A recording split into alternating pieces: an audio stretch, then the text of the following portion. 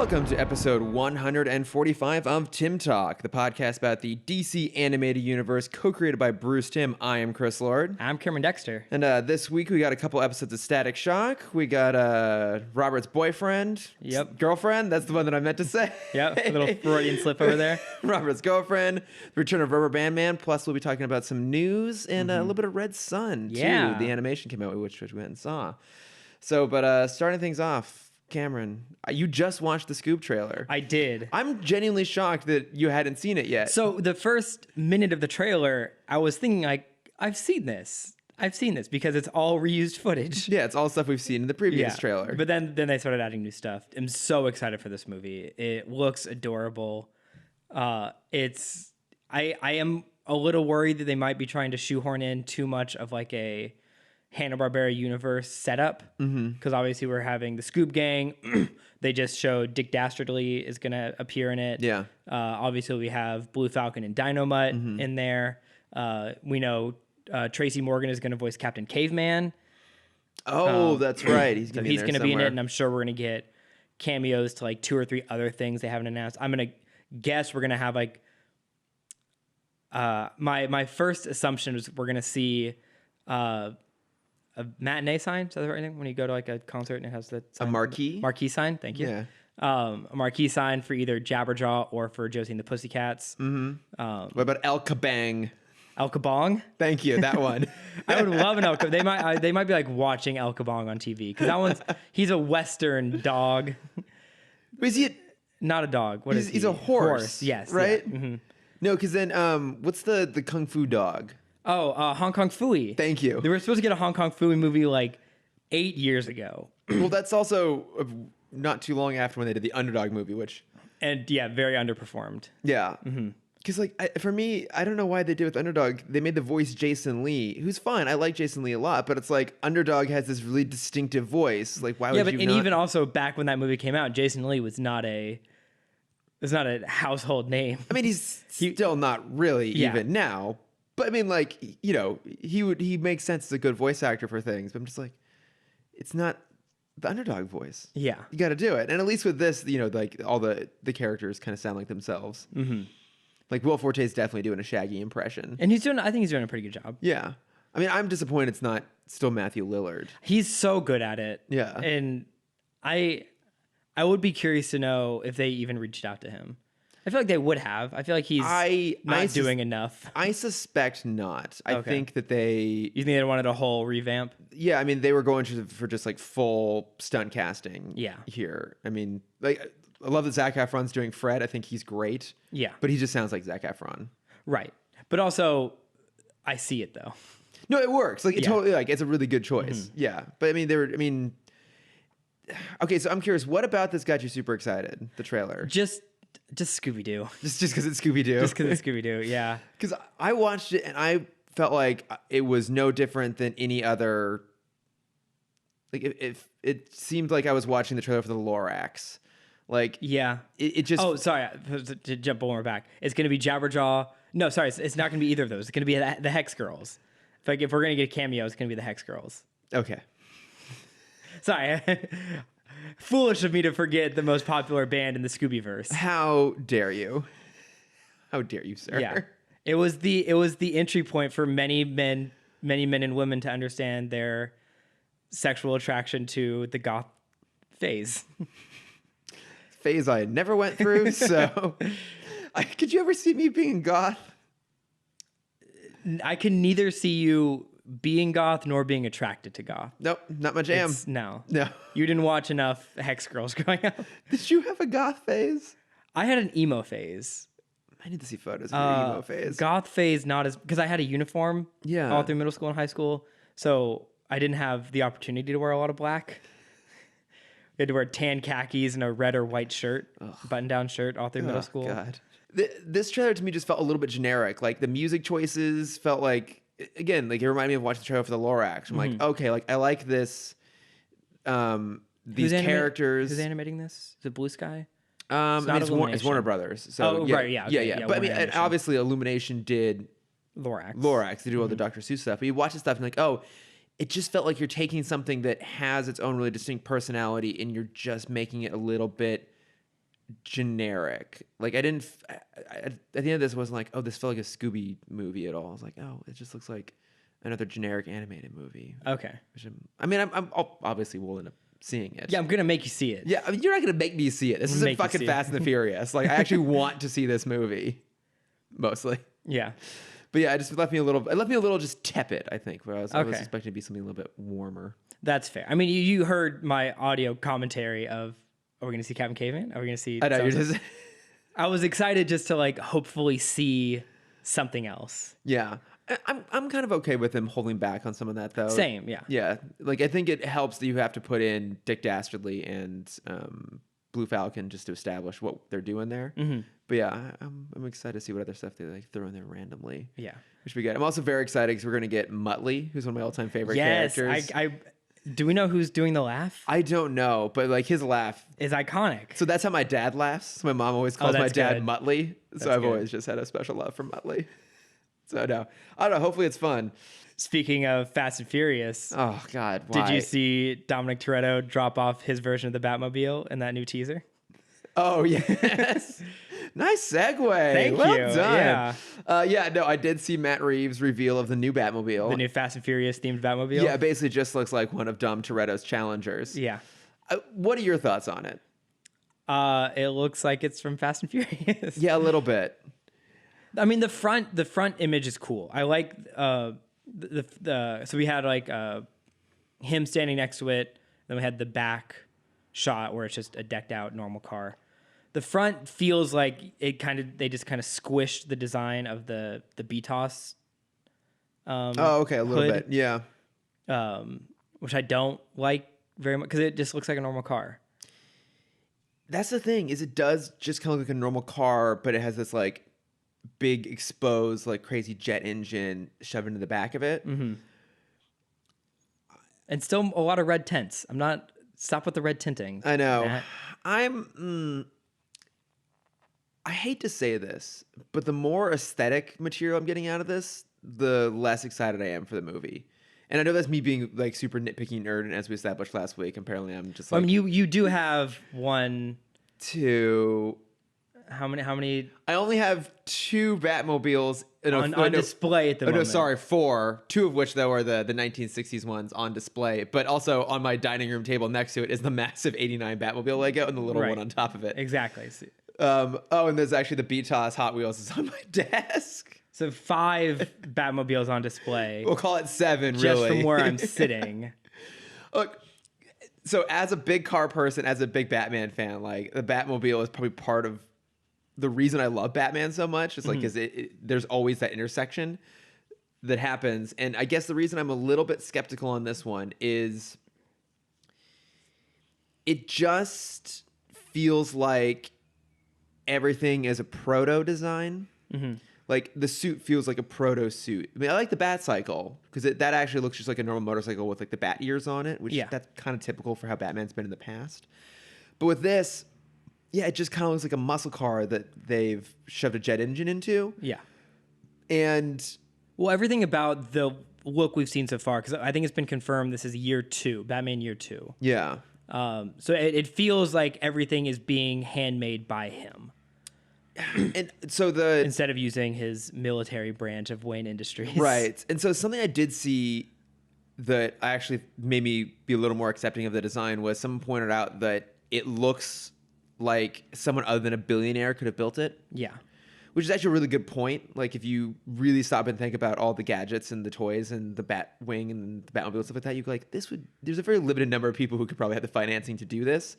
So whether that's intentional or that's just like an inspiration of the design they're going into that they're not going to like touch on in the film itself, that idea, whether it's intended or not, is an interesting one. I guess my concern is... Yeah, Bruce, he's just an everyman. It's just it's just a guy. Yeah, it's Bruce. It's Goody Bruce. He's just an everyman. He puts on his Kevlar pants one leg at a time. Exactly. His butler puts on his Kevlar pants one leg at a time. I guess I'm just a little bit worried that it just feels like Batman Begins light. Yeah. At this point. And I thought, what I liked about Batman Begins when it came out is that it was this really different take on everything, but it still felt very authentically Batman. It's like, okay, this is like the most grounded way we can do this. Let's have a justification for why he has the suit and the car, and there's a kind of an origin for everything. That natural, organic way of doing it was nice. And this just kind of feels like we're doing all that again. I'm like, okay, we get it. Everyone has seen The Dark Knight, but can we do something different aesthetically? And again, that's one thing I liked about the Snyder suit was that it was very comic book inspired. What I didn't like was that his God, what a fucking Snyder fan over here. I'm such a hardcore Snyder fan. Release the Snyder cut. Hashtag. Yeah. Yeah. But like, I didn't like Palpatine's not the dad. Hashtag. Palpatine's not my dad. I didn't like the Batman versus Superman Batmobile because again, it felt like too many guns. One, too many guns, and two, it's like, okay, yeah. Once again, we're just doing like a version of the Tumbler, like make it a Batmobile. Like I think that's what I'm a little bit worried about is that we're gonna have a lot of elements of it being like, oh, it's not quite Batman, it's not really Batman, but because it's young, he's a young early version, that's why. And I'm just worried that now we're gonna see that rolled out in the rest of the aesthetic too. Like it's gonna be like a not very Catwoman-y suit. The Riddler's, I'm worried it's gonna be even more. You think he's gonna have a face tattoo? I bet he's gonna have a question mark face tattoo. No, I think they've learned their mistakes with face tattoos at this point. I think it's gonna be because they're so prevalent in culture now. It's not gonna be like overdone like Joker. No, I don't think he's gonna be like full on Post Malone Riddler here. I don't know. I want it to be Post Malone Riddler.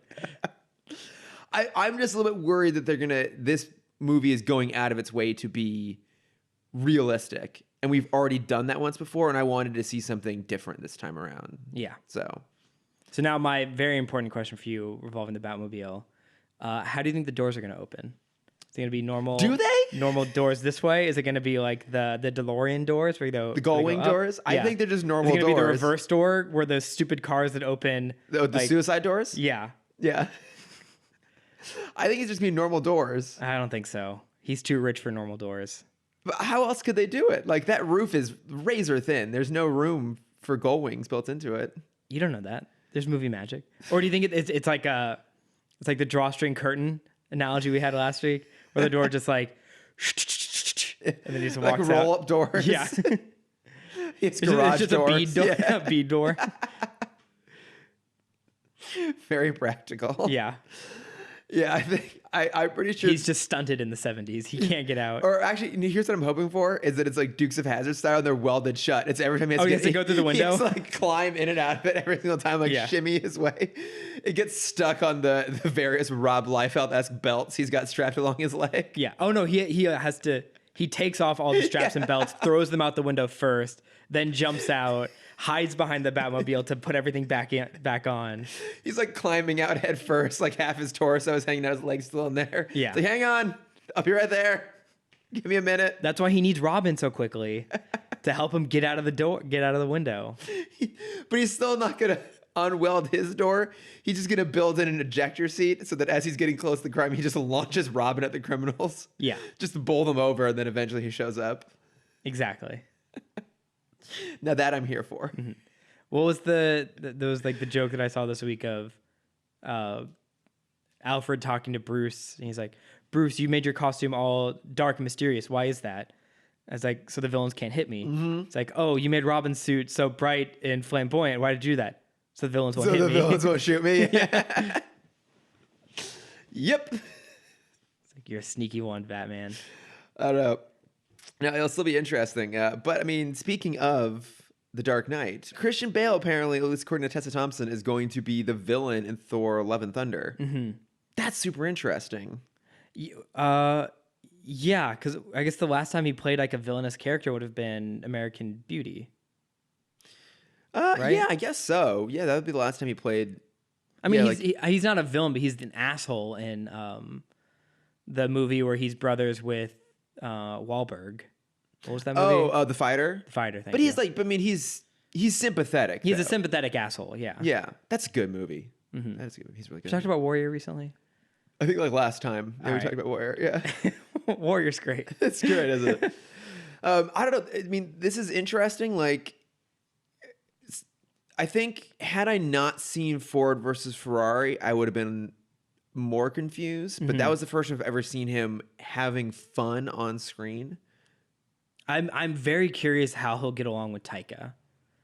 I can't imagine he would sign up to do this unless he liked working with Taika, unless he was excited about that working with him specifically. Like, he's not the kind of guy who needs to do stuff. Like, I'm sure he has quite a bit of money just from doing The Dark Knight. Right. Yeah. Just from doing American Hustle. I mean, he's a big enough name that, you know, I'm sure he, you know, gets a pretty sizable paycheck from every film he does, but he also seems to be pretty choosy. Yeah. You know, and I think what I liked about him in Ford versus Ferrari is that, you know, on paper, you can kind of see where that might be a little bit in the Oscar Beatty vein, which he generally tends to kind of go towards. But it's also a character that allowed him to actually be like a little more loose and fun and have like a kind of a more upbeat energy. And so maybe he actually had fun making a movie. Yeah. I mean, for all I know, he probably loves making every movie. I know, because he is one of those actors that, at least from the few interviews that I've seen, he feels like he's always serious, like kind of in the same vein as like Joaquin Phoenix. Like, he feels like he's always on. Yeah. And I feel like that personality won't mesh with Taika well, as someone who feels like who's always off. Who's always just completely offbeat, doing his own thing. Yeah. But I mean, I think he's able to bring out that warmth in actors that I don't normally see. Like, I think I said this before, like, I like Scarlett Johansson. I think she's very good, but she's not someone that I'm super excited about all the time. I've always found her just be a little bit generic, kind of. Like, I can see the talent there, but I'm not necessarily like charmed by her. And I was super charmed by her in Jojo Rabbit. So I can see Taika being able to kind of bring out that side of people a little bit. I don't know. I'm curious about it. I mean, it's such a weird movie at this point. I'm so excited about it. Yeah, it's just full of mystery. Yeah. Like, the MCU movies, just the properties in general, it just seems like they're getting more and more specific and more weird and leaning even more heavily into genre. And even within that, we have like fucking the Multiverse of Madness. We've got WandaVision coming out. This still seems like probably the weirdest of all of them, and I'm here for it. Yeah. It's going to be fun. Well, I think... I feel like there's pressure on Taika to go weird, because this is kind of taking the spot of where Guardians 3, I assume, was supposed to be. Yeah, it's going to be a while before we get that. So he has kind of the back of Ragnarok, which is the best, I would say, for me, I'd say the best comedic DCU film. It's the most funny of all of them. film. Yeah. And now also to replace the galactic scale of Guardians. Yeah, it'll be interesting to see what that movie ends up being. But no, I'm definitely here for it. Another slightly odd little bit of news: Beauty and the Beast is getting a live-action prequel series on Disney Plus featuring Gaston and LeFou. Yes, reprising their roles, Josh Gad and Luke Evans, handsome man Luke Evans. Oh God, he's so handsome. And we had a brief conversation about this before. And we've kind of had similar conversations over the past week or so.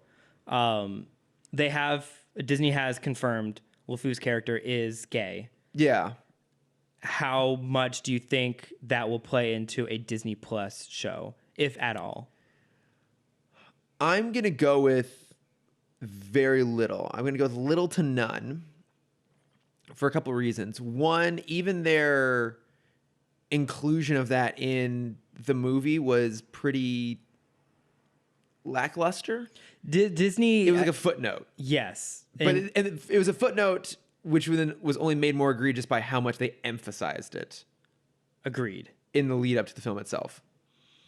I feel like Disney has this situation they're putting themselves in where they're patting themselves on the back for doing the smallest amount of effort possible. Yeah. Where we see it as LeFou, we saw it in Rise of Skywalker, and in Endgame. Rise of Skywalker, we saw it in Endgame. Endgame, thank you. With the conversation, in Onward, there's like a 6-second where there's a female police officer that comes up.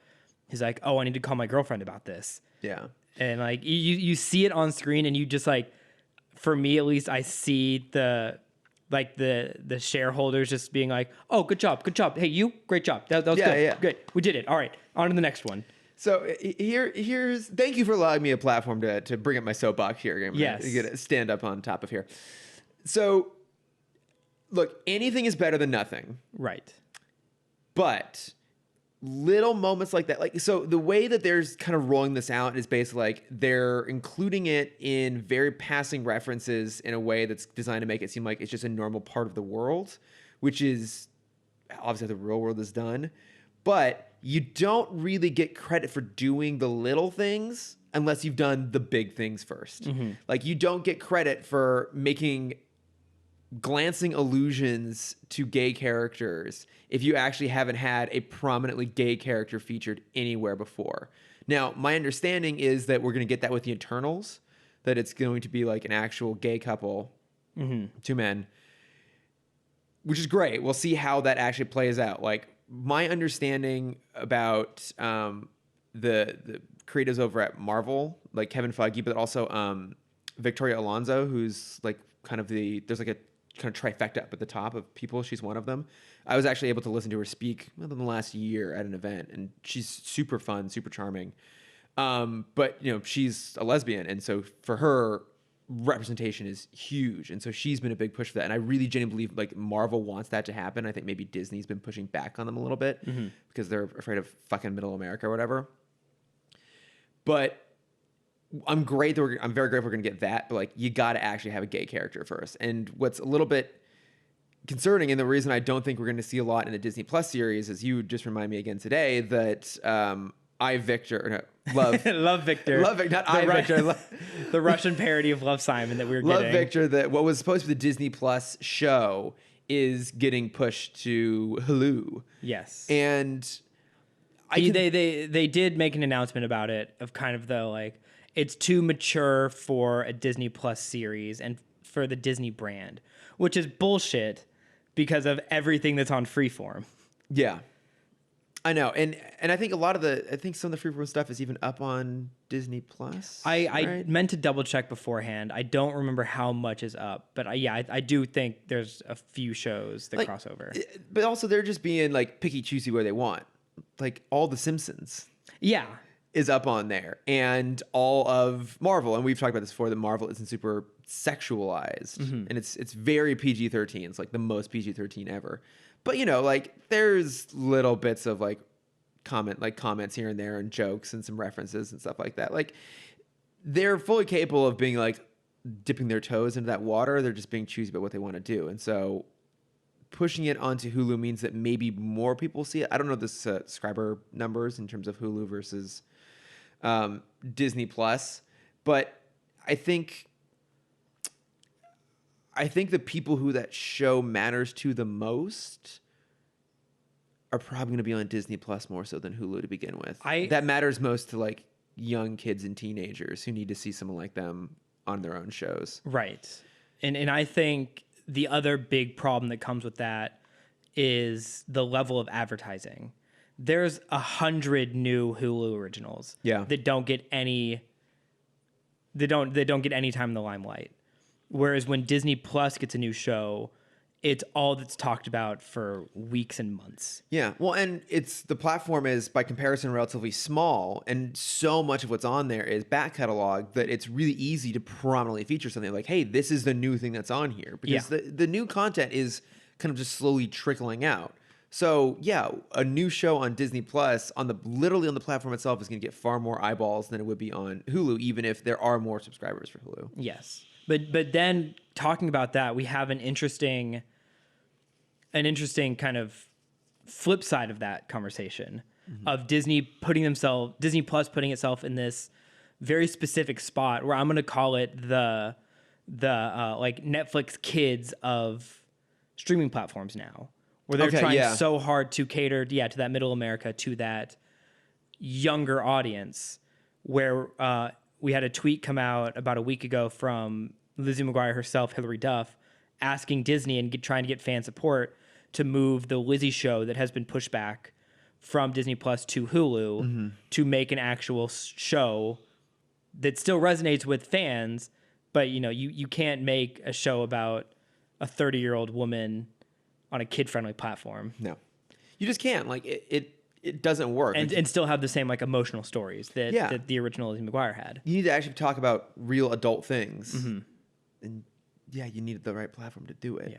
If they do, I would love for them to do a joke episode where they bring back Aaron Carter, or they try and talk about Aaron Carter again, and still in that universe, he's also gone crazy. Wait, was he on? I never watched Lizzie McGuire. Okay, yeah, he was on the Christmas episode. Oh, okay. Of course he was. Yeah, they had two Christmas episodes in Lizzie McGuire with two very separate guests. So they had Aaron Carter in one. It's one of people's favorite episodes. Yeah. And the second guest was Jimmy Carter.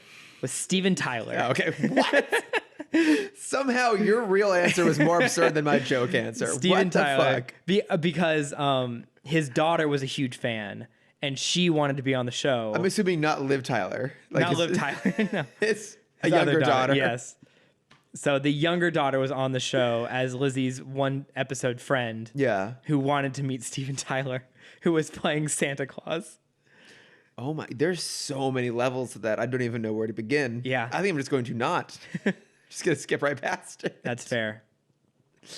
Yeah, so Disney Plus is putting themselves in a very awkward situation. Yeah. Where they're trying to dumb down some things and push off the other things. Yeah. And look, I love Luke Evans. I like Josh Gad too, and I thought those characters were great. I think it's also a little problematic to do a prequel show about a villain. A villain in war. Yeah. The villain story or the villain prequel is them in the French, not the French Revolution, because that's 20 years later. Yeah. In the whatever war. I can't remember English war? Yeah, I can't remember which war it is. But it's like 6-year war? Yeah, that sounds right. It's just a little bit problematic because if you approach it with too much levity, you undercut the fact that that character eventually is a monster. And to be fair, they already softened him up quite a bit in the live action film versus the animated movie. Like he's nowhere near as predatory, I would say, in the live action film than in the cartoon. Right? What? Am I remembering that right? Yes. Because like in the cartoon, there's a lot of like, I won't take no for an answer. Yeah. That's like designed to be deliberately bad. Like he's meant to be an example of like a horrible person. He's like flat out the villain. I feel like in the movie tried to make him a little bit more, just a little bit softer. But even then, like it just seems like a weird choice. I mean, look, to be fair though, I love Luke Evans, and me too. He was really good in that movie. So I guess the more of him, the better. But it just seems like a slightly odd choice. I think I'm very curious if it's still going to have to be musical, right? You can't not have those two and not give them songs to sing. Maybe I'm a little more on board now. If it's the two of them fighting, it's just gonna be Les Mis. French war. It's just Les Mis. It's literally just Les Mis as the prequel. I mean, I'm fine with it. I love Luke Evans. Also, I mean, again, along the same lines of the same soapbox, I love him because he's like one of the few like pretty high tier out gay male actors. So don't even know he's gay, which I didn't know he was gay until recently. Oh wow. Yeah, but I'm clueless. That's fair. Yeah. All right, I have one last piece of news here, which requires an even bigger soapbox than my gay soapbox. I'm surprised you've been able to hold off for so long, because I texted you about this. Oh, a lot of people did. Yeah, a lot of people text me about this. You guys, listeners, can probably already guess what this is going to be, because if there's one thing that'll inspire many people to text me, it's anything having to do with James Bond. Yeah. Well-established fact that James Bond is my number one fandom, even above Batman. And unfortunately, they needed more time to die, apparently, because No Time to Die has been pushed all the way till 7 months. Fucking November. Yeah. November. Oh, that's rough. And the thing is, this movie was going to come out in a month. Like, it was, to further prove how close this movie was to release, I think, didn't Daniel Craig host Saturday Night Live? Yeah, Daniel Craig was on last Saturday night? Yeah. Like, I watched the episode. It was okay. Yeah.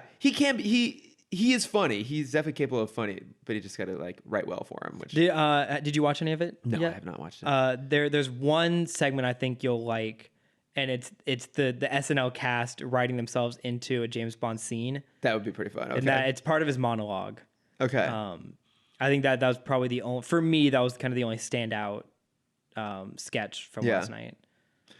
Yeah, it's he is funny. I think it's hard to like make that work sometimes. Yeah. He's his own kind of brand of funny. But like, I mean, the movie was almost here. It was fucking weeks away, and it got pushed. And obviously it's getting pushed because of the coronavirus. Mm-hmm. And I'm sure the Broccolis and Universal and MGM looked at this and went, okay, like we are already looking at a generally compromised movie-going audience. Like I was talking to a friend who went and saw a movie up at the AMC in Burbank on a Friday night, which is usually like a packed theater.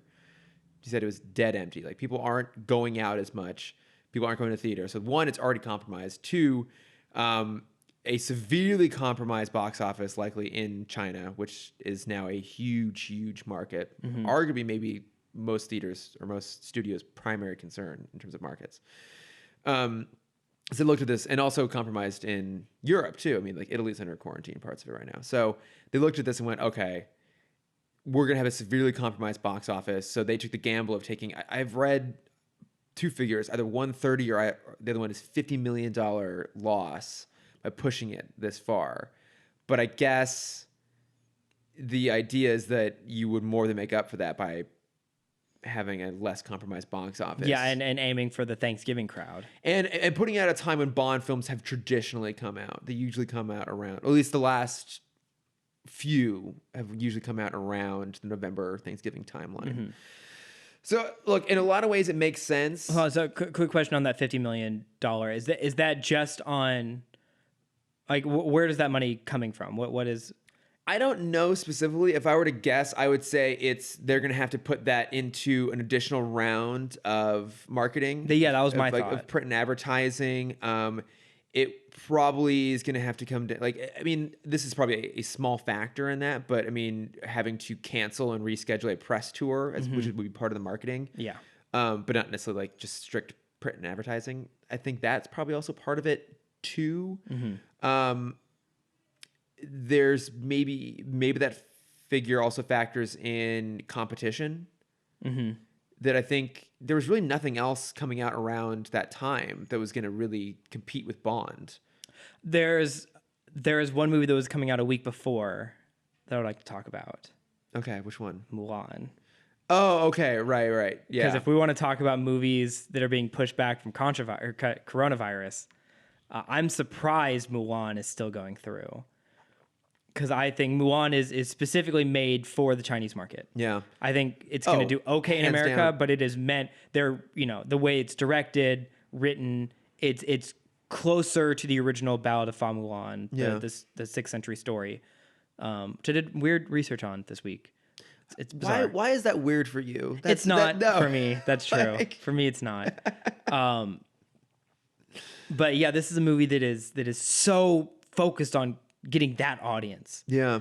And I think it's going to suffer great. I mean, it's going to do okay in America, but I think it's going to suffer greatly internationally.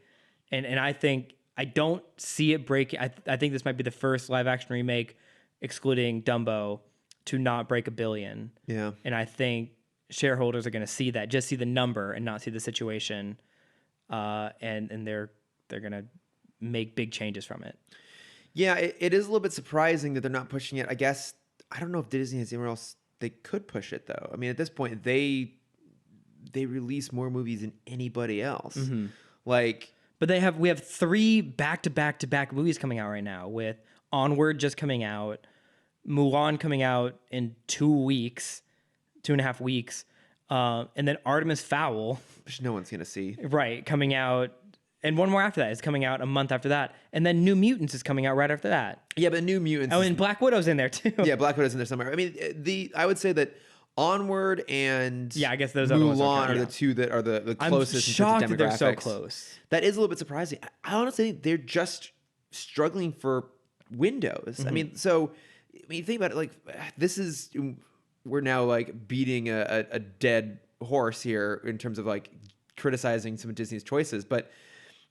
They now have to... Which I would never do. Disney is perfect, and I would never do anything absolutely negative not towards the company. But like, they now have to find time for Pixar films, for Marvel films, for Disney animation films, for Disney live action films, for Fox live action films, for Fox animated films, for Fox Searchlight films. I guess now it's all 20th Century Studios. The Fox part's gone. But like they have so many, and like I don't know how much they distribute through their non-Disney, just like Buena Vista marquee anymore. I feel like that's a little bit less than they used to. Yeah. But that's a shitload of things. They now have to, and I think they now have a situation where they're having to worry about competing with themselves. And this was one of the big criticisms when the merger happened was before Fox and Disney could go up at the same weekend and be competitive, and now they can't. So now you're going to have a larger studio making smaller films to avoid competition with themselves. And I think that situation right now is they don't have any other place to put Mulan. Yeah. Well, what's weird is Mulan is slotted where most live action Disney films land, right in the middle of spring break time. Onward is the one that's off schedule. Oh yeah, it's kind of an odd time for it. Since the early 80s, I want to say since Fox and the Hound, Disney has had the same 2 dates for every Disney animated film pretty consistently. I think there's like 2 outstanding things, but it's always the 3rd week of June or the 3rd week of November. But this is Pixar, not... Yes. So when Pixar, they would always have one or the other. Then when Pixar came in 96 with Toy Story, Pixar would always take the other date. Wasn't that 95? Yes. Sorry, I had to. That's fair. Pixar would always take the other date. So if we're having a Disney movie in June, Pixar would come out in November. Yeah. Because they never want to compete with each other. And it's been that way since Toy Story. They've always had one come out on one of those days. Yeah. And so for some reason now, I think might have been a lack of trust in this movie because it had a very lukewarm. Like a lot of people that I talked to, even in the Disney community, weren't excited for this movie. I'm not really. Like I want to go see it at some point, but I'm not racing out to go do it. I legitimately don't know when I'm going to see it. I'll find a time. And I think that scared Disney from making another solo mistake. Oh, Jesus. And they kind of gave it a shit spot. They gave it the pre-spring break spot when most kids are still doing like in school stuff. Yeah. It's an interesting time in the industry in general, but I think now especially when like we're seeing now how the industry that it's already kind of in a weird spot is now handling also a kind of a global. I feel very reluctant to use the word crisis, but it kind of is. I mean, it kind of is for Hollywood. It's a crisis. Well, yeah, but I mean, like it's the majority of their international. No, I know. I guess just like for me, I'm seeing and hearing a lot of people, especially in LA, like way overreact to this. Yeah. Like, everyone's buying water. It's not a fucking earthquake, people. Like the taps are still gonna flow. I was at Disney yesterday. Here's the crazy thing that I've seen. I was at Disney yesterday, using the restroom. There was a line to use the sink. Yeah, I believe it. That's insane. I mean, the best thing about this is people are finally washing their hands. I've never seen a male use a sink in a bathroom before in my life. Any man that says they've used a bathroom sink is lying to you. Women, they're lying to you. They're lazy and stupid. Until yesterday. Oh, now. I don't know. It'll definitely be interesting to see what happens. My final thought here on the Bond thing is my one worry with it getting pushed is that stuff's going to get leaked. That's true. Because, I mean... Because you have a full film sitting... You basically have... in a lockbox. They might do a little bit of tweaking here and there because they have a little more time. I'm hoping maybe that means it's going to be a little bit shorter. But I'd imagine they were probably pretty much locked at this point with it being so close to release. So, I don't know. It's going to be interesting to see what happens. But I really hope things don't leak because this feels like a movie that's going to have some surprises. And I don't want that to come out before then. So... All right, are you ready? Are we done with news? Yeah, I think we're done with news. We had a lot to talk about this week. We're going to move on to our first episode of Static Shock this week. It is Pop's girlfriend. Pop's boyfriend. Pop's boyfriend. Also, apparently, it's called Pop's lady friend. Yeah, renamed just for DC Universe, which is I'm not sure why. Yeah, who knows? I don't know why they have to specify. I mean, I guess like they are dating. They're dating. Maybe they're a little too early on to say like boyfriend girlfriend. Yeah, but also, I feel like Robert, he's not a man of labels. That's true. Mr. Hawkins is not a man of labels. Is not a label guy. It is a weird distinction to make especially after the fact, just on a streaming platform. But it's like, I feel like when you're in your 40s and you're dating, you're less concerned about whether you call each other boyfriend and girlfriend. I feel like you're just kind of like, oh, we're a thing or we're not a thing. Yeah, who cares? it's a mysterious label until wife. Yeah. Yes. Yeah, I feel like that label doesn't matter quite as much. But no, I mean, this one's kind of an interesting episode because the whole idea is that there's these couple kids who go to Virgil school. One of them's name is Royce. I don't remember the other guy's name. Hold on. His name is Royce Axelrod. It's fantastic. What the fuck? That's a great name. I mean, that is a Fast and the Furious level name. Oh, it right is, there. but not for a Royce Axelrod is a dad at like NASCAR events and at truck rallies. Oh yeah, it's like a Evel Knievel knockoff. Yeah, sorry, he's not a dad. He's the mascot of like a monster truck rally. He's feels like the name of someone who would perform at a county fair. Yeah, Royce Axelrod. Yeah. Well, Royce Axelrod. And Frankie's the other guy. Yeah, no one really cares about Frankie. Well, Royce is taking a break from his county fair tour, and he steals a briefcase, which we find out contains 3 concentrated vials of the Bang Baby serum, whatever you want to call it. Yeah, and that formula. And I guess that they are after 24 hours they become combustible and they're going to explode. So while which scientists, why? I mean, that my favorite thing about this show is that the science makes no sense whatsoever. It's just electricity powers makes him have super hearing. Apparently, we'll get to that. Yeah. But so the police are aware of it being missing, and they're like going overboard trying to track it down. Partially led by Trina, who we eventually, of course, find out is Robert's lady friend. Lady friend, please use the right term. I will, in fact, use the right term. And so Static is trying to track it down along with Trina, but things go awry when he goes to change out of his uniform and comes out of an alleyway, and Trina, led by her partner, basically like essentially try to do a stop and search with they follow Bloomberg's great proposal. He got stopped and frisked. Yeah, and so Static like has to get away because he can't let them see his uniform. So he basically like causes a bunch of barrels to fall and then tries to run away. And he's obviously like super ashamed of this. He's a guy who is, values the police and is an upstanding guy, and his dad has instilled certain values in him. And, what's the worst possible thing that could happen? He goes home and realizes that the cop he ran away from is sleeping with his dad. I really liked how that sequence of events all played out. Same. Like even to the moment of Mr. Hawkins on the phone. One, I love that Static was in full costume in a payphone. Yeah, that's so good. And I love that he left the payphone to go find a place to change, which I felt like was definitely a nod towards Superman. Yeah. But his dad tells him on the phone, "Hey, go and like clean your room too. It's super messy." So when he gets home, he just uses his powers to shove everything in the closet, which of its own could just be a scene. But the fact that it then has a payoff, because after Trina acknowledges what Virgil did, Robert's yelling at him in Virgil's room and wants to see the bag, and Virgil won't show it to him, obviously, because the costume's still in there. And so Mr. Hawkins goes to open up the closet and all tumbles down on him, and just, it pushes him.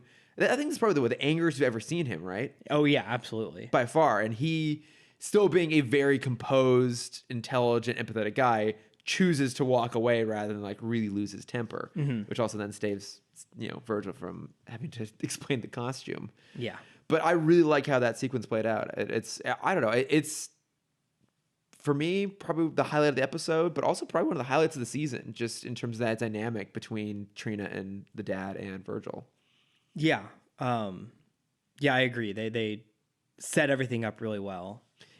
And then you just kind of feel bad for everyone. Like no one is in the wrong here. Yeah, which I think that's why it makes it so effective, is that everyone's just trying to do the right thing for their own reasons, and you can understand why Virgil's having to keep this secret. And that's I would say almost at this point like a trope we see played out a lot of the hero being put in a compromised position by trying to protect his secret identity. We saw in Batman Beyond with the slappers. Mm-hmm. I think this is maybe one of the most effective versions I've seen of that. I think so. Yeah, because it's so grounded in the emotions and the relationships, and even to the point where it puts Trina in a really tough spot because she's kind of having to come between Robert and his kids, and it makes her at a certain point actually like walk away from the relationship, and you can just tell that everyone is so upset about this, and like Virgil's upset about it too, but like there's nothing he can do about it. It's kind of his fault, but and I think the not subtle subtext of it all is you do have a black kid being approached by the police, and he even says to his dad, when his dad is like, "Why'd you do it?" His basic response is, "I was scared." Yeah, which is still incredibly topical to today. Yeah. No, I mean, like that you feel the tension of that moment when the police stop him in a way that you wouldn't feel, frankly, if it was like and just another villain, Hot Streak. Yeah. Ebon. Oh, Ebon. Yeah, I mean, again, it's what the show does so well is find those really grounded, realistic moments and inject them into this. I mean, the thing the show then does too is like sometimes put in like really absurd things to kind of like balance it out, like giant cockroaches, like and giant cockroaches spider. who get like exposed to the juice and go and wreak havoc on the school. The thing like that's like in some ways maybe one of the letdowns of this show is like this is I think otherwise a great episode, and then that happens and you're like, oh, well, I mean there has to be an action scene, and then we learn later on that the mutagen isn't consistent. Yeah. When Axelrod himself sniffs the formula, and that alone overmutates him. Yeah, he goes like full on Jekyll. Yeah. Which makes me think that like I feel like the cockroaches should have been like crazier. Yeah, like more weird and mutated. And yeah. Probably purple because everything else is. Yeah, purple. For some reason I wanted like the paper to mutate. I think what would have been funnier. Hold on. Here's my transition. What would have been funnier if it wasn't just paper in there, but you had like a banana peel in there. And you had like a giant banana man running around. Well, I mean, it wouldn't have to be a living villain, but just, dead things can still mutate. There's still cells in them. Yeah. Yes. I don't know. That's how science is. There's cells in everything. In this show, science does whatever the hell it wants. That's true. I just wanted the shot of like, as Virgil comes swinging through the school, you just see a giant banana peel, like the head of the banana just poking out of the school roof. Skylight. Yeah. And because there was a surprising lack of puns and comedy in this episode. Not surprising because this is a very serious episode. Yeah. But I feel like that would have been a great moment of a little humor. Yeah, some potassium joke. We're always looking for a good potassium joke. Yeah. Also, are you like me in that you only remember that bananas have potassium because it was a plot point in one of the Honey, I Shrunk the Kids movies? No, I did not remember that. It was the one where I think it was Honey, We Shrunk Ourselves. I'm pretty sure was the name of it. The one where like the parents accidentally get shrunk. Yeah, And so the kids are left at the house by themselves. And like one of the kids has like like some potassium deficiency, and he's got pills, and they can't find the pills. All the parents are freaking out. The kids don't know what to do, but then like they're smart, responsible kids. Like, oh, like bananas have potassium. Give them bananas. They're trying to reboot that on Disney Plus too. Oh yeah, and Rick Moranis is coming back. That's right. Oh God, I love Rick Moranis. I mean, like, let's talk about more news. I got more news. Let's talk more news. But yeah, it's. Did you? I also found that Royce's transformation was like really grotesque. It was very. I was gonna say like abrupt. Well, very quick. Yeah. Yeah, but also like it. I guess we haven't seen a lot of the Bang Babies actually change. They just kind of show up fully formed, having been exposed in the past. The first Bang Baby we saw when we first meet the Meta Gang. Yeah, that's true. And even then, I guess in the moment when the Big Bang happened, we saw a few people like start to like freak out and mutate and stuff like that. But this is a pretty like nasty looking transformation of him, like all of his limbs going into like weird proportions. Yeah, and, yeah, it was gross. It was gross. It's effective. It's very effective. Yeah, it's very Clayface of them. Oh yeah, actually a little bit. Yeah. So Royce first comes back to school with super strength. Oh yeah. From the mutagen, but then it continues to affect him, and in the middle of a test, it just turns into this crazy purple monster. This basically Hyde. Yeah. And Virgil has gets everyone out of the school, calls Trina, and then goes static mode to help everyone. Why did he call Trina? Why not? Because he ended up finding the vials and throwing them into space. Yeah, that I did forget about the combustible aspect. I think they could have done something else. I mean, the thing is, because I thought he was maybe go throw it in the water somewhere, but then you then contaminate the water supply / mutate all the fish. Mutate fish, yeah. We're gonna get an actual giant octopus thrashing into the city, which could be kind of fun. But he had to throw it, and I guess he could throw it up into the air because then it would just release the gas up into the clouds and come down as rainfall, and it'd be even more fucked. Mm-hmm. So I guess it kind of makes sense. The only place you could really do it would be into space. But I was like, oh man, could freeze it. Yeah, I guess you could. Where would he freeze it though? I don't know. He'd call over Puff. I mean, I guess okay. Here's the thing they could have done. They can bring back what's her face, Permafrost. They could have back permafrost. They could have had some explanation of in the science lab they were working on something that had to be stored in liquid nitrogen or something like that. And they could have thrown it in there. I just think the combustible aspect was the cop out. I think they could have done something where the vials weren't stable and it was going to melt through the case. Yeah, it's something where you still end the episode where the scientists don't have the capability. No, sorry, the product is gone. Oh, okay, yeah. The scientists don't get anything out of it, but still have it where Virgil can clear his name other than just being hey, it's here. Yeah. Having some proof that it was here and it wasn't in his possession. Well, so because then he gets the key of the city. Well, this is the kind of weird thing about how this all plays out. So he calls Trina to show up, and they don't actually do anything. If anything, they just get put in danger by having to fight Jekyll Royce. Mm-hmm. Hyde Royce. That one. Yeah. Yeah. And then, but it doesn't actually do anything to clear his name. He gets an award for quick thinking of pulling the fire alarm and getting everyone out of the school, which then in turn resolves the conflict with the dad and with Trina, which is all very well and good. But it doesn't do anything to dispel the fact that he had some sort of knowledge of what's going on. Because how did he know? At no point does anyone ever go wait, Virgil, how did you know this was here? Yeah. If anything, that would only further. Yeah, exactly. That's why I'm saying they, a hole. They needed evidence that it was here and not in his possession. Yeah, if anything, they just while still breaking. Yeah, it just probably more than anything else proved that he was involved in some sort of capacity. I think they could have done it where here's my idea of the rewrite. You have him have super strength, then you have it kind of taking over his mind. So in the test, he gets sick, and you kind of see purple shades kind of take over him, and he gets really angry and then kind of has this fit, and that's when Virgil's oh shit, he's mutating. Yeah.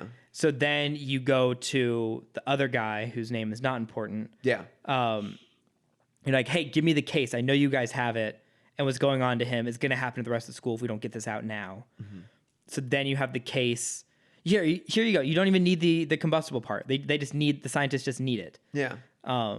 So Virgil's running with the case, calls Trina, explains the situation. I got it from this guy. Here it is. I have it. And then in the fight, you have,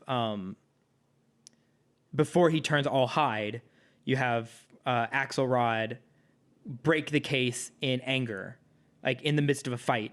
Okay. So we know here we go. We know in the beginning he's mad at Virgil. He wants to fight Virgil. Mm-hmm. He sees Virgil running with the case. He chases after him. Trina gets in the way of the chase, and in the conflict, he breaks it, which causes him to fully mutate into the crazy monster. Oh, okay. So now Trina has seen the case. Virgil has cleared his name by being no, this is the guy that had it. Yeah. You see him being mutated, and we still end with the scientist not being able to get it. Boom. And then he's still a hero. Fixed it. Yeah. And then let's cut out the cockroaches, and then this is basically a perfect episode. No, we still need the cockroaches, Chris. No, it's an important part. We still need the giant mutated banana peel. That I agree with. That's the last change they make to make the whole thing really come together. Yeah. But no, I liked this quite a bit. You know, and I liked too that when Virgil and Sharon both figure out that their dad is dating someone, that Virgil's actually kind of on board with it, and Sharon's the one who's really put off by it, and she has to acknowledge she's wrong and apologize, and it's a nice moment. They handled that all really, really well. Yeah. So, yeah. Any other thoughts, or should we? Let's jump to the better episode from this week. Oh, interesting. You think this is the better episode? Oh, you didn't like this one? I didn't say I didn't like this. Okay. I would say that I love this episode. You know what the thing is? This is a really good episode. So we are, of course, talking about Bad Stretch, the third appearance. Am I correct? Yes. Of Rubberband Man, and he's full hero now. He's maybe. No, like this is it's a pretty interesting episode. Like Rubberband Man has done his time. He's out, and now he wants to use his powers for good and to become a hero. And it puts him up against the meta breed, and we eventually find out that it puts him up against Ebon, who is his brother. His older brother, which we did not know up until this point. And is never mentioned again. Never brought up again, ever. I mean, it definitely feels like a bit of a convenient retcon, but it doesn't feel like it's unrealistic. And I think it does give the episode a lot of really good, like, emotional texture, and actually makes it come together really quite well. So, like, it didn't feel like a, quite as absurd as, say, like a, like Austin Powers 3. Oh my God, they're brothers moment. Yeah. Also looking at you, Spectre. This worked a lot better for me in that regard. Here's one of the things that I want to ask you about, because I thought about it, and I'm very curious. We know from this episode that the latex suit that Rubberband Man wears is something he bought. It is not something that is like part of him. Oh, like I'd always assumed. Yeah, because we see a version of it. Yes, because Ebon has the same suit that he buys. Yeah.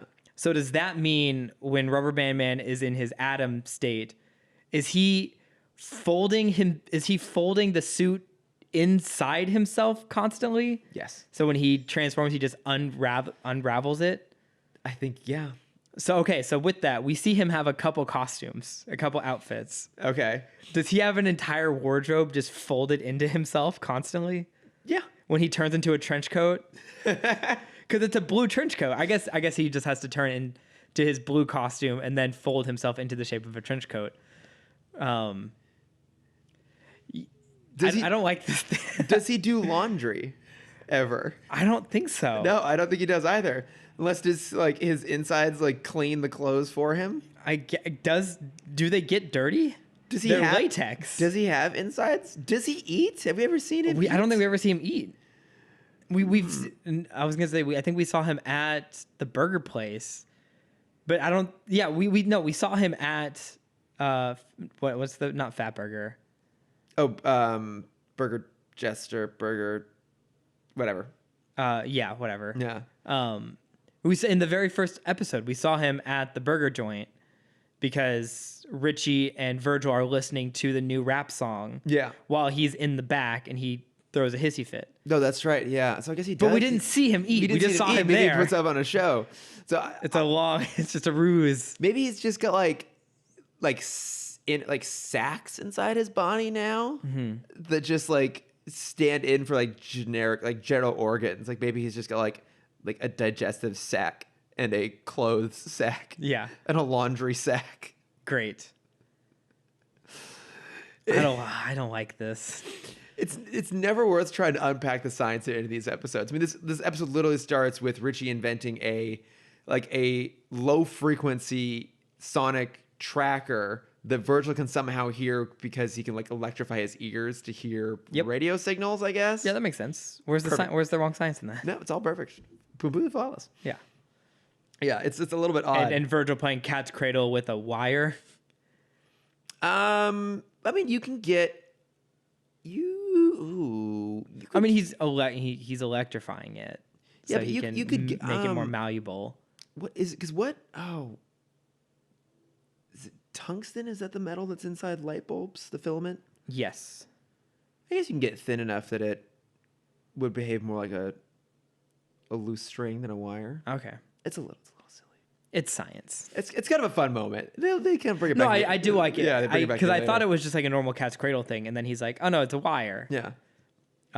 And what is it called? It has a fun name. Oh, I don't know. The Nova Burst. The Nova Burst. Love it. Don't even know where that comes from. We did get the introduction of another meta this week. We of did. Aqua Maria. And I have to get on my soapbox for a second. Please. Let me just shift this along the floor here over to you. Okay. Yeah. Step. Nice. Well done. Butch Hartman. I can't say he stole another villain because water-themed villains have been around for a while. Do you ever come up with a name for this segment? Not yet. I'm still thinking. What about bitching about Butch? Yeah.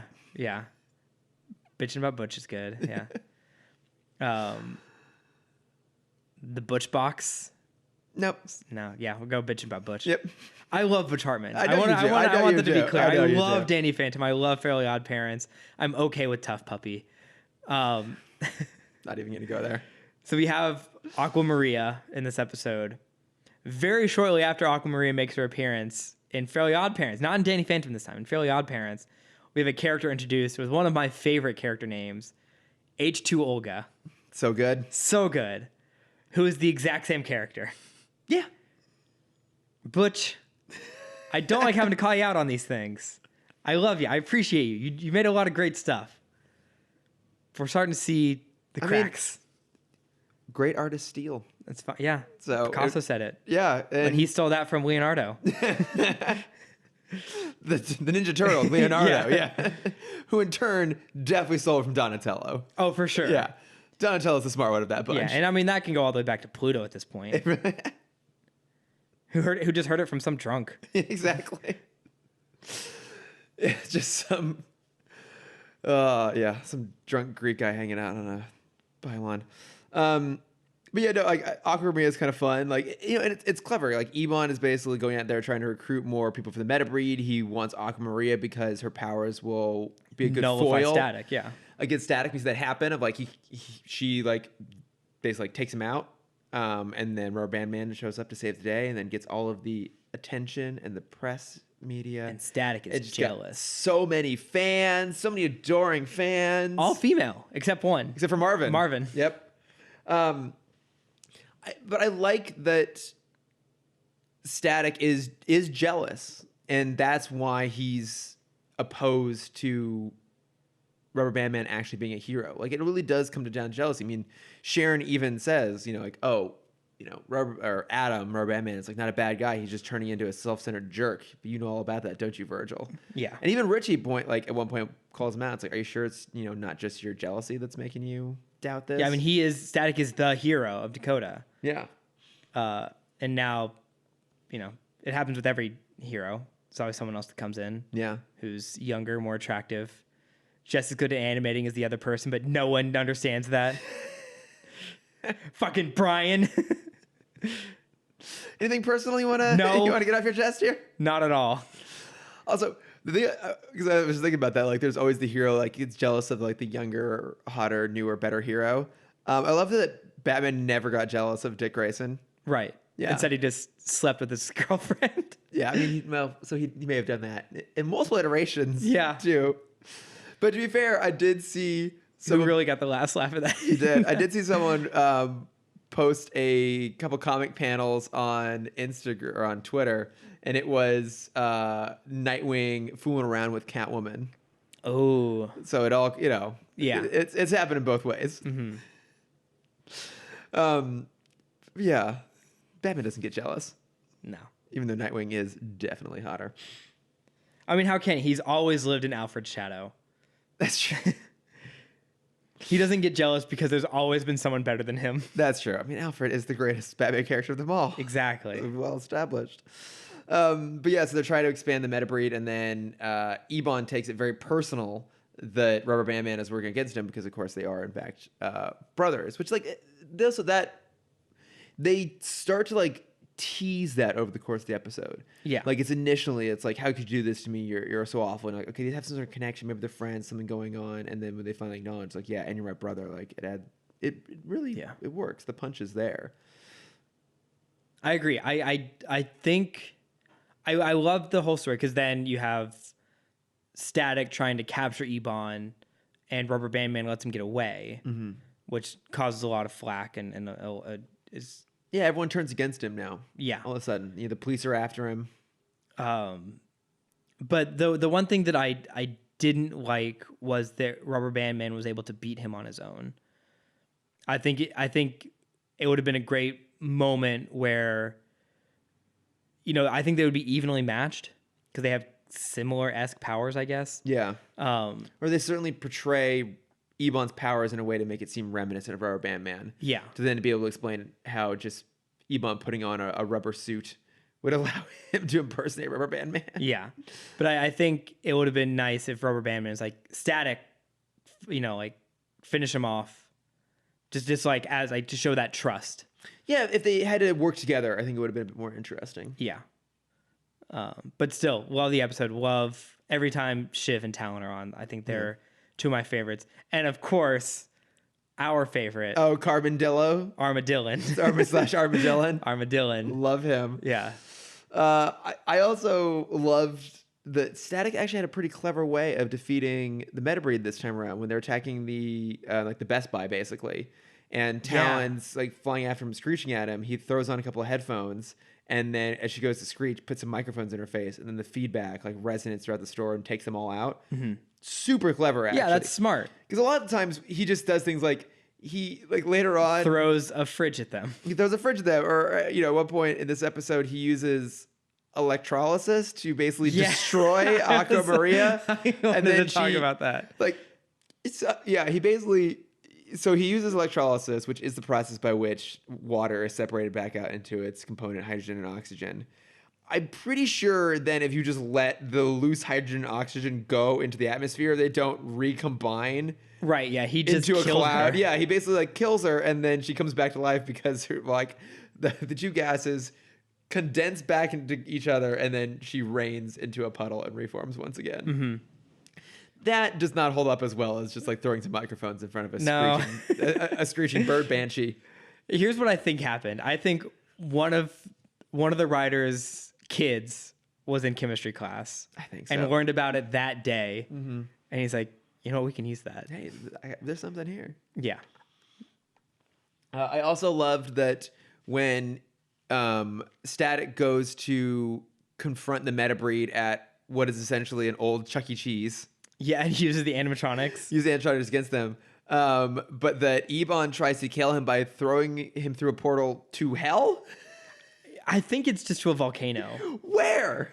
Who knows? But yeah, it was... What is the range? The center of the earth. What is the range of Ebon's, tunnel power? Pretty infinite. I guess it's just shadow to shadow, isn't it? I guess so. And instantaneous, too. Yeah. He went super, super far. But to your point about... Static and Rubberband Man, if they had to work together instead, what would have been a great moment is if Static uses his Nova Blast thing or whatever again on Ebon, and he's trying to escape, and then he goes to make a portal, but instead Rubberband Man jumps in front of him and lays out and blocks him from teleporting. Yeah. And then it's him literally doing the exact opposite from what he did before. Yeah, that would have been great. Yeah, it would have been a nice callback to the previous moment. It would have been them working together, because that's the whole point, is that Static has to learn to trust somebody else and for them to work cooperatively together. Mm-hmm. That would have been a slight little tweak that maybe would have made it land a little bit better. But and I don't remember when they learn each other, when Adam learns his identity. I feel like he should know by now. Yeah, probably. I don't like that Virgil, they're since they're all so close already. Yeah. And they have such specific interactions where it's not hey, we're friends and now I have to go and be someone else.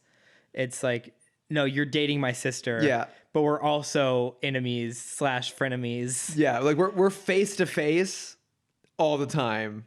Just sometimes I'm wearing goggles. Yeah. Yeah. Much like in Danny Phantom. Jesus Christ. With Valerie. I'll save that for later. But they know. In Danny Phantom, they know each other. Yeah. I think in the third episode of this, Valerie and Danny learned each other's identities. Yeah, that would make sense. But no, I mean... No, did Val ever? Sorry. You go. But now that we've talked through it, I think I see what you mean. This... I like them both a lot. I think the first episode might have some slightly more interesting real world messaging into it and a little more grounded, which I like, except for the giant cockroaches. But I think this episode doesn't have as many like weird flaws and missteps. Yeah. Well, I think I might have brought this up in the last episode. I've been thinking of how like, can we have a static episode? Can we have a superhero show without a villain, really? And then I think the last episode, Pop's girlfriend was is probably the closest we've had so far. But even then, by the end of it, we still get where the villain is the situation until the last little bit, and then actually and the cockroach and the giant cockroaches and the giant spider. God, yeah, that's so dumb. But no, I agree with you. This is a really damn good episode, actually. Yeah, they've done really well with Rubberband Man in this show so far. Yeah, and I think we have a couple more appearances of him, and we get a hint of the next time we see him, because he sits down in his apartment, and what's next to him? Giant bag of fan mail. There's a fan mail focus episode? There's a fan mail focus episode. Oh my God, I cannot wait. It's going to be great. All right, well then, moving along here. So in lieu of a notes from friends section, why don't we talk about Red Sun? Because we got some notes from friends actually just about that specifically. So yeah, you and I were able to go to the premiere, which was super exciting. Yeah, really awesome. Also, I want to throw a shout out to the Watchtower database, because that's how I heard about it. Like, I don't know how it got out originally, but basically they had posted on Twitter being like, hey, if anyone's interested in going to the premiere at the Pacific Design Center in West Hollywood, where we live. Yeah, literally a block from me. Yeah, super close for you. Very, very close for me too.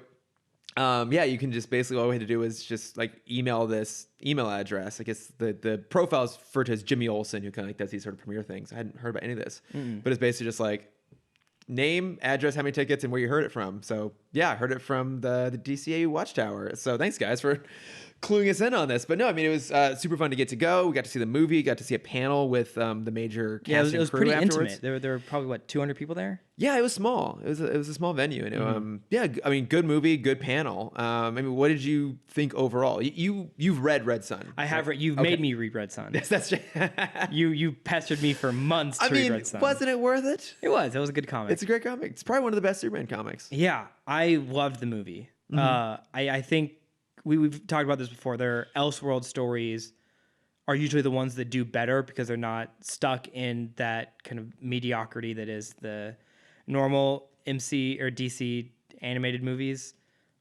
The movie's great. The voice acting is great. And are we going full spoiler already? Sure, why not? Yeah, I think I like this ending better. Okay, yeah. So let's do this. Because I know some people haven't read the comic. Okay. So because I specifically, this ending is the exact same as the original. That's why I like it so much. Okay, so specifically, like we'll get to some notes. We got some notes from Ashley, and as the time she sent those notes, she hadn't yet read the comic, and so I'm going to definitely Ashley, go read the comic. It's great. Yeah. So let's talk about the movie, and then like maybe towards the end we'll do a specific section talking about the differences, because I think there are some things I want to talk about, especially regards to the ending. Okay. So, but for the movie specifically, we'll include spoilers. So we'll have 2 different spoiler notifications in the show notes. So from this point on, spoilers for the movie, and then I'll let you know we're doing spoilers for the comic. Yes. Here's one of the things that I would love to see, which I think would be so funny. Okay. I think it'd be like a great Teen Titans Go parody, where you have him land in Russia and in the USSR. I'm already on board with this. I'm so on board. I want a 10-minute episode of him landing in every other country and just seeing what a New Zealand Superman is like. Oh my God, I want that so bad. Yes, what a Brazilian Superman is like. He lands in Antarctica and it's just him as a penguin, basically. Yeah. You just see little baby Kal-El like at the bottom of a penguin's feet just waddling around. Yes. Oh my God. I want this so badly. It would be such a great joke. He lands in Atlantis and just drowns. I could watch 30 of these before I think like the joke would start to fade. But then at like 50 it'd get funny again. This could be like 3 years worth of content. Also, they do a version where instead of landing in Kansas, he lands in Los Angeles. Yeah, I was thinking of landing in LA. He just becomes a super asshole. Yeah. He doesn't want to help anyone. No. Anything that doesn't help his career. He lands in Florida. Oh god! And just becomes the mascot of Disney World. He's raised by gators. Yeah. Here's what happened. He's raised by gators, and it's just every night is just him fighting Killer Croc in a cage match. Yeah. Wait, no, he'd be buddies with Killer Croc. He was raised by gators. Well, yeah, but I mean that's it's like the friendly fight. Oh, okay, yeah, like a staged fight. Yeah. I would love the version of him that like lands in Australia. Yeah, because he uses a boomerang. He's a boomerang. Whenever he in the flies, shape of an S. when he flies, he just comes back. Yeah. He's just constantly. Yeah. Oh man, I want this so badly. The movie's okay, but this idea is gold. This is perfect. I didn't know I needed this in my life until now. Now I really need it. No, the general idea of this story is fantastic. It's a really clever concept. Like what happens if Superman lands in the same time he would have. Well, I guess not quite the same time because he lands in the 1940s, I guess. In America or in Russia? Well, he lands in Russia in the 1940s, I 50s. guess. 50s? But I mean, so he's... how old would he... I guess it would have been... Well, because I'm trying to think about it, because at one point we see like Kennedy as an adult, but I think Kennedy... That may have been a little bit older version of Kennedy, because I think... I think in this world, Kennedy wasn't shot. Yeah, at least in the comic, I know that's the case. Yeah. Nixon was shot instead of Kennedy. Right. I mean, but yeah, so he lands... It doesn't really matter, 40s, 50s. He lands around that sort of time frame. But in the USSR... Early Cold War. Yeah, exactly. Early Cold War. USSR instead. Yeah, I guess it would have had to have been probably early 1950s, because it would have to have been after World War II. Mm-hmm. And that sort of a Cold War era would have really been in full swing. But it's a really interesting concept. Like what happens when you take this really well-known character and... This pillar of goodness. Yeah, exactly. And you put him in a completely different context. Mm-hmm. Where he is still a pillar of goodness. Yeah. But now we're coming from the perspective of he's goodness for the quote-unquote enemy. Yeah. And I thought they did a pretty good job about painting everything in moral shades of gray. Yeah. I thought it was interesting that the movie really kind of makes Lex the hero. It absolutely does. In all of this. I think this leans more heavily into the idea of Superman being the villain and Lex being the hero. And I think you even see that in a bit in the casting choices. With Jason Isaacs as Superman, who does, I mean, everyone's great. All the voice performances are great. And I think, Jason Isaacs is more known for his villain roles, although he definitely plays heroes on occasion. And then having Dietrich Bader as Lex, that was really, really what a clever. man.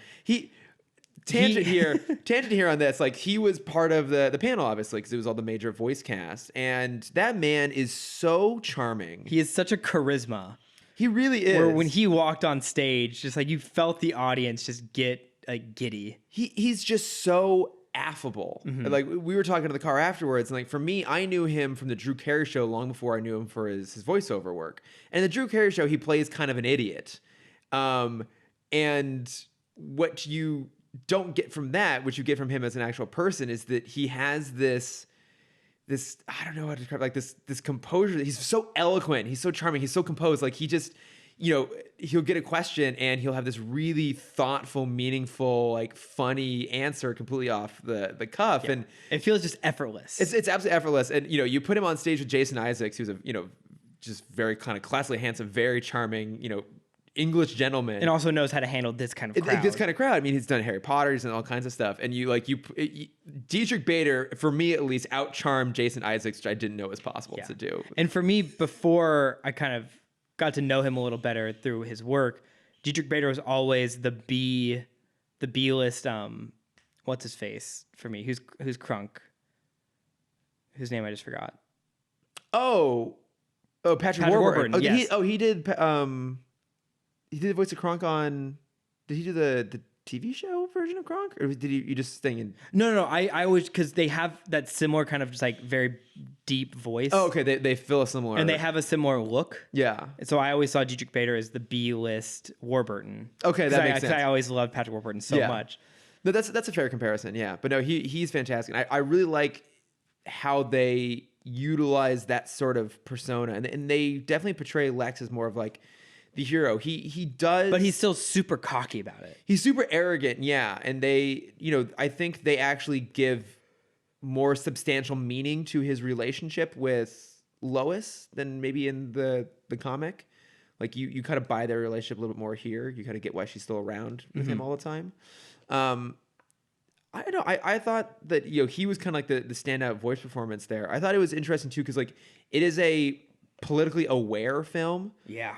Like there are definitely references to the Trumpian era in which we live, and also the distrust of media on both ends is such a huge player in the game in this movie. Yeah, and also it's I think that their version of Wonder Woman, they changed things a little bit where she is kind of there to just point out that no matter what happens, like men, specifically the gender of men, and pretty much are always like stupid and wrong and corruptible in a way that women can obviously be too, but maybe a little bit less inclined towards power grabs in terms of like old school archaic forms of like masculinity and power. And she's kind of there to point that out to people, and that ultimately her arc is to just get completely frustrated about all this and to walk away. And we'll get into the comic spoiler about how that's a little bit different there. But I liked that. I liked that they gave her that. I think they gave her like a little bit more footing than maybe they do in the comic, which that was pretty good. Yeah. And you may have already said this. I got slightly distracted there, but like the animation's like really good in this too. Yeah, it's really well done. I think there were a few moments. I remember after watching it, there were a few moments that did feel a little cheap to me. Mm-hmm. Oh, there was one moment I mentioned in the car. It's a very small thing, but it's Lex and Lois are holding hands, and it's a waist shot, and you can see that they're painted on into the background, and the only movement is the arms, and you can tell like whoever animated it. It's very small, and it only is for like not all of it's animated. Well, no, the arms moving are not like there's no joint connection. Oh, okay. And so like how the upper arm should have moved with how the forearm was moving, there was no movement in the upper arm. Oh, okay. So it's almost just like the forearm was floating up, detaching itself from his body. Oh, okay. Yeah, I see what you mean. No, that's fair. I mean, I think these are still made kind of inexpensively and super rushed. But I mean, I've talked before how I'm not the biggest fan of the animation style from like their ongoing New 52 style movies. This to me felt like I always feel like maybe that they kind of do those and they just kind of like rush them out and they just kind of do whatever, and then they'll have a couple other ones each year where they really put a little bit more effort into and really try and like make them pop a bit more.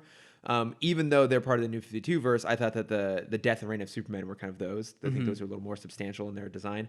I thought this looked good. This to me felt like a good DC AU companion piece. Yeah. Like it felt like an Elseworlds off of the DC AU branch of the continuity, maybe more so than the complete one-off pocket things or off of the your New 52 Ninja, verse. Batman, and Gotham and Gaslight. Yeah, and also I'm like kind of headcanoning it because we do get Phil Lamar voicing Jon Stewart. That's true.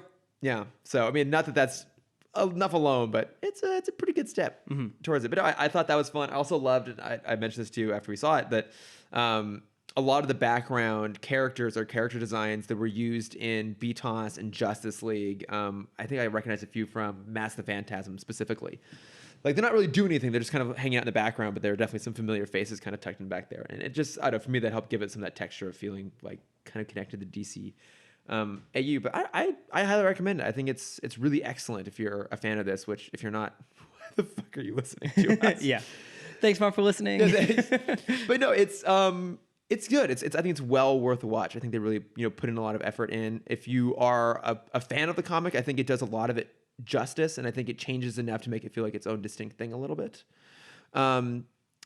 Let's get to some listener write-ins here, and then I want to talk a little bit about some specific elements that changed from the comic. Okay. But yeah, so we got a message in from Brian Day, and he said that he really enjoyed like the twists and turns the movie had, especially for Batman and Superman. Although he kind of wished there was a little bit more in terms of how Superman joined the Soviets, like how he got immersed into the actual like Soviet Union structure, which was kind of interesting to see. Like did he go to them? Was he just like plucked out? Like, at what point did the state become aware of him? How that sort of played out? From the intro, it sounded like he went to them. Yeah, I would get that he probably went to them. Did you ever read Flashpoint Superman? No, I've never read any of the Flashpoint stuff. Okay, that's another one where the government, I think it's the American government, gets their hands on baby Superman. Okay, yeah, I've seen the movie, so I remember a little bit about that. Yeah, and that's a rough read. Like, I think, Brian, if you wanna see that kind of idea of Superman in the early hands of government, in the early hands of scientists, read Flashpoint Superman. Oh yeah, that's a good dark. Call. That's a good call. Yeah. Yeah, but Brian also pointed out that it kind of reminded him of the Superman animated series episode when Lois goes to the pocket dimension. It's a very similar idea, like where I think the episode's called Brave New World, where Lois was killed. Yes. By I think Leitner or someone. But yeah, I mean, it's a similar idea. I always love a good Superman story where he kind of becomes the bad guy. But he says, casting wise, the voices were great. Jason Isaacs, Superman. He also points out, like we did, the villains. Brave New Metropolis. Brave New Metropolis. Thank you. Jason Isaacs usually known for his villain work, so good choice there. And Dietrich Bader, of course, was great. And that he's not really portrayed as an evil guy. He's more portrayed as just someone who's trying to protect his country, but is also like really arrogant, but also intelligent. But he said that the biggest surprise was the casting for Brainiac. So it's Paul Williams, who he points out hadn't been involved in any big DC project since the Penguin. He was the voice of Penguin in BTOS. Oh, wow. In the new Batman Adventures. And I actually didn't know this was a cool piece of trivia that Brian pointed out. He makes a third Batman villain actor voicing Brainiac after Jeffrey Combs and John Noble. I forgot that they kind of went through a few different iterations of the Brainiac voice. Wow, I didn't know that either. Yeah, but it's always fun to see like those voice actors like come back around again in a slightly different capacity. I mean, Dietrich Bader, great example of that. I mean, he's played now probably some of the most characters, especially big name characters. Like I can't think of anyone else who's voiced like both Batman and Lex, for example. Like that's pretty cool that they had that in there. And then he said also that the ending felt a little bit quick for Lex and Superman teaming up against Brainiac in the end. And he didn't necessarily love the whole Superman surviving the explosion thing, but it's kind of a nice little touch that he gets to come back and live with humans on Earth. Yeah. To me, that did feel a little bit rushed too. Like it didn't feel like it was necessarily building up momentum towards the climax, and then the climax just kind of happened. It still more or less worked for the most part. And then Ashley Clark wrote in, and she said that, not having read the comic, she felt like that this was written in the middle of the post 9/11 wave of patriotism by someone who had lived through the Cold War, which sounds right. Cause I think that comic came out in 2003.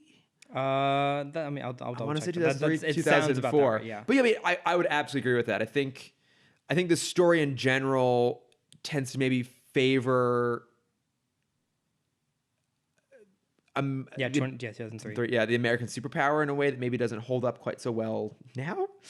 But I think she pointed out was that like Bruce for her was completely out of character. She put it 900% out of character. And has really good points that I guess like without his privilege, he's basically just portrayed as a terrorist in this rather than necessarily having like a real meaningful POV and like, kind of moral compass. He's not a beacon of hope. He's just the kind of generic voice of humanity. But you have to think about where Batman is Batman is fighting down in his normal story. Yeah. He's in the high spot going low. Mm-hmm. In this, he's in the low spot going high. We never see outside of Dark Knight Returns, we never see Batman versus government. Yeah. Batman is always kind of parallel and separate. That's true. And I think maybe the one moment that undercuts the inherent Batman-ness of that character is when he blows up the museum with all the people still inside of it. Yeah. Like at that point, it goes from him being a politically minded activist who's using terrorist methodology to like a full-on terrorist because he's killing innocent people. Right. So, I mean, that was clearly a deliberate choice on their part. I think they really wanted to emphasize the more evil aspects of both Batman and Superman in this and not portray them in a good light through a lot of it. But I think that one act alone really sets us apart from a version of Batman that we are normally more familiar with. Yeah. And it also plays into Joker's famous line, all it takes is one bad day. Yeah, that's true. That's actually very true, yeah. But, she points out it's kind of like everyone is... There's really no concept of what good is in this world. It's everyone just kind of trying to do what they think is right, but also like spectacularly fucking it up. Yeah. Along the way and just doing really atrocious things. It's true, like, because Superman... thinks he's in the right. things to the right, but also pretty early on, like takes things to an extreme measure. Like he kills Stalin. Like it's interesting the way they did that is he basically kills a man who used murder and violence to his own political ends by murdering that person. Like it kind of asks that question of like, well, at what point do you just become the very thing you're fighting against? And I think they did that specifically to make it more an explicit choice on their part, that he was choosing to become the thing that he was trying to fight against rather than having it play out a little more slowly than say it does in the comic. But for Ashley, she likes her DC heroes because they are usually like hopeful and aspirational and not reluctant or forced or begrudging. And this movie didn't really feel like it stood behind that, and it only really worked if you were only like kind of heroic if you were like basically American. Is kind of how she pointed out. Damn right. Yeah. No, I think it's a very valid thing. I think that the movie kind of undercuts its own message a little bit because it's basically saying that like a global dominating force, whether it's intended for the right or wrong, is ultimately not good for the world. It's ultimately just as you're compromising freedom for the sake of like order. And that's what Superman's version of the Soviet Union was meant to represent. And then he is defeated, but ultimately the entire world is eventually under the thumb to some degree of a new American superpower. It doesn't really subvert that message. It basically just goes, well, this version of that was wrong and this version of this is a little bit better. Which I think it's a valid criticism that doesn't really hold up, especially now when, let's be honest, we're the bad guy. Yeah, there was a tweet that I saw this week that was something like, is America the world Florida? Yeah. At this point, yes. I'm like, fuck, that puts everything in perspective. We really are. We are absolutely the world's Florida. Yeah. Hey, we have Disney World. Hey, we got Disney World, so that's one thing we have going for us. She also said that she felt like Diana was just there to serve as the person to tell how Superman had changed, because I guess that needed to be pointing out, which I guess is kind of true. Like, she's mostly there to be like, you're an asshole. You've changed. You're an asshole. Like, you are not the person I thought you were. But I'm kind of glad they had her there to do that. But okay, so I do want to get into some of like maybe the differences between the comic a little bit, specifically the ending. Yes. So now this is spoilers for the comic. Yes. Okay. I think that someone asked in the panel why they didn't include the original ending of the comic, which is that eventually the world under the thumb of Lex, who's actually doing things for like the right reasons, and the utopia he built, this leading government of scientists and artists and all sort of stuff, eventually becomes our version of Krypton, and a scientist named Jor-El, the long lineage of Luthor's down the line, sends his son into the past where he'll be free. And so it's this looped story. And I think what that does, this movie doesn't, is point out the flaw in the system, right? So it goes, okay, yeah, the world seems like it's going to be better now that Superman's gone and Lex has made everything in his own image. But ultimately, that utopia will fail because it's ultimately just not going to work.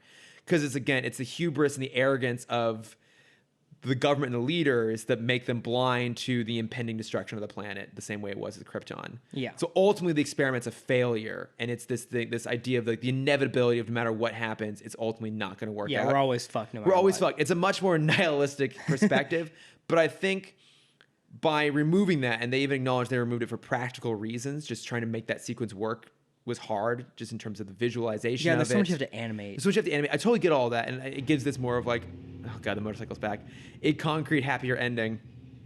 But by taking that very specific piece out, I think you ultimately compromise a lot of the more effective messaging of the film, and it makes it seem a little bit more like it's just America's better than the Soviet Union. And I think that's also spread to the idea of like making Lex a flat out hero in this versus in the comics where he and Superman are both much more morally gray characters. Yeah. I think they could have played up Lex a little more in the idea of like he's just doing this because it's kind of fun for him. Yeah. I mean, that's the thing that they really emphasize in the comic. It's a game. Yeah. And I actually love that moment when Superman is like flying Brainiac away from the planet to have it go explode, and he's like, "Well played, old friend." I I have this weird thing, but I love when like the heroes and villains like, oh, like we're friends, we're buds. Yeah. Stupid, but I love it. But also it acknowledges like ultimately this was a game the two of them were playing. It was a game of chess that they were always going. I think they could have turned to the Turing game in that idea of like you have. Did you see the Turing game? The Imitation Game, the Alan Turing. That movie? one, yeah, the Imitation Game, where you have him just being very analytical and it's like, oh, I don't care about numbers. I don't care about people. They're numbers. Yeah. Like I'll sacrifice all of them to win. Yeah. Because that's how I'm playing this. Yeah, I think that's in the comic, and by not having it here, it undercuts a little bit. And the one of the because now he just seems arrogant for no reason. Yeah, arrogant just because he's a fucking genius. Smart. He's smart. The one other thing they changed was Wonder Woman. Her arc is actually drastically different, and it's down to two very distinct things. Is one, in the moment when she's been captured by Batman, in the comic, Superman pleads for her to break her own lasso, thereby like causing her destruction in a lot of ways. Yeah. And then so she resents him for that and blames him for one, becoming a total prick, but also like making her sacrifice herself. And so she teams. What a man. Oh my God, I know, right? So she teams with Lex and the Green Lanterns to go against Superman. And I didn't necessarily love they took out that moment in the movie, but then I realized why they did it is because it's her choice to do that, one. And so then her sense of betrayal is that much greater, actually, because she believed in this person. She chose to make the sacrifice, and the cost was there. And so then when she comes back later to point out that you're all idiots, because she breaks up the fight with the Green Lanterns rather than being on their side. Yeah. And then when she's like, I'm done with you idiots, and leaves, I actually like that they made that change. If they're going to make that change, I think they at least made it for the better. But, I mean, like, overall, comic is better, but this is a pretty good movie. And I think the changes they made serve to make this story work for what they wanted it to be, which was a bit more of a blatant political commentary. Yeah. So. Agreed. Yeah, but it's worth seeing. So and it's on DC Universe. Is it up on DC Universe already? I think it's no. It's up on it's for digital download. Yes. And then I think the Blu-ray comes out, and I don't know, right around the time this podcast comes out, I think. I think it comes out the day this podcast comes out. Yes. The 10th. So I'm not wrong. You're not wrong. But no, so I think that'll just serve as our plug for this week also, because it's been a very long episode. We had much to say. But our plug, read the news. Read the news. Not the news, like the nerd news. Nerd news. News is sad. Yeah, go on IO9 and comicmovie.com. Yes. And Variety too. Why not? Yeah, sure. Let's go for that. But yeah, if you've seen Red Sun, you have any other thoughts, you want to let us know, we are at Timm Talk Pod on Facebook, Twitter, Instagram, and Gmail. Next week we won't be doing like a long review. We'll be back to our normal notes from friends. So also, if you have any just like fun nerdy questions you think would be worth exploring, even if it's not Batman or Superman related, we'd love to have them. I have a question. It was the question that was supposed to be on this episode, but now I realize I want everyone's input on this. Yes. What is your favorite? We talk about Carmandillo and Armadillon and H2 Olga a lot.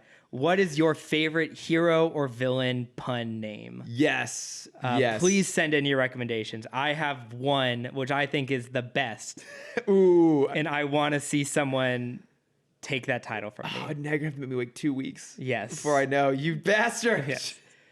But yeah, we'd love to hear that. I'll actually post it on Twitter too as a question. I'd love to hear people's thoughts on what's the best pun, hero, or villain name. Yes. If you want to find me doing nothing, I'm on Instagram at Lordifer.